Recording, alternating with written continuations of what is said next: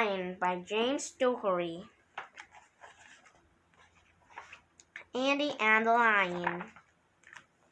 It was a bright day with just enough wind to float a flag. Andy started down to the library to get a book about lions. He took the book home and read and read. Andy read all through supper, and he read all evening and just before bedtime. His grandfather told him some tall stories about hunting lions in Africa. Every story ended with, "And then I gave him both barrels." That night, Andy dreamed all night long that he was in Africa hunting lions. When at last morning came, Andy woke up. The sun was looking in at the window, and Prince was tugging at the bedclothes. The lion had left, but Andy kept thinking about them. Andy saw lions on the back porch, and his father had to remind him to wash behind his ears. Andy was still thinking lions after breakfast when his mother gave his hair a final brush, and Andy started off to school. Part 2. Andy walked along swinging his books and whistling a tune. As he came to the turn in the road, he noticed something sticking out from behind the big rock, and just at the bend, it looked very curious. So Andy and Prince perched up curiously to investigate. It moved. It was a lion. At this moment, Andy thought he'd better be going, and the lion thought so too. They ran and ran around the rock. Whichever way that Andy ran, there was the lion. Whichever way the lion ran, there was Andy.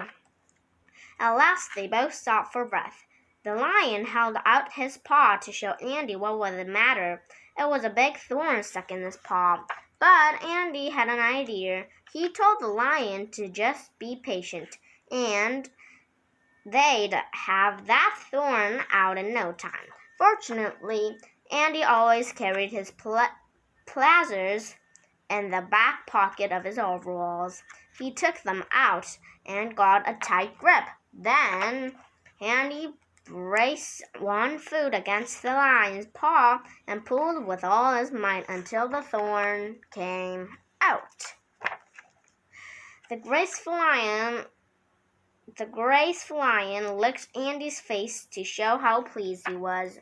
But it was time to part, so they waved goodbye. Andy went on to school, and the lion went about the business of being a lion. Part 3. In the spring, the circus came to town. Of course, Andy went. He wanted to see the famous lion act. Right in the middle of the act, the biggest lion jumps out of the high steel cage and with a terrible roar dashed straight toward the people. They ran for their lives. In the scramble, Andy found himself right in the lion's path. He thought his last moment had come, but then who should it be but Andy's own lion? They recognized each other and danced for joy. When the crowd came back ready to fight the lion and capture him, Andy stood in front of the lion and shouted to the angered people, "Do not hurt this lion. He's a friend of mine." Then the next day, Andy led the lion and all the people in the grand parade down Main Street to the city hall. There the mayor presented Andy with a medal for bravery, and the lion was very much pleased. And the next day, Andy took the book back to the library. The end of the book. Andy and the Lion by James Daugherty.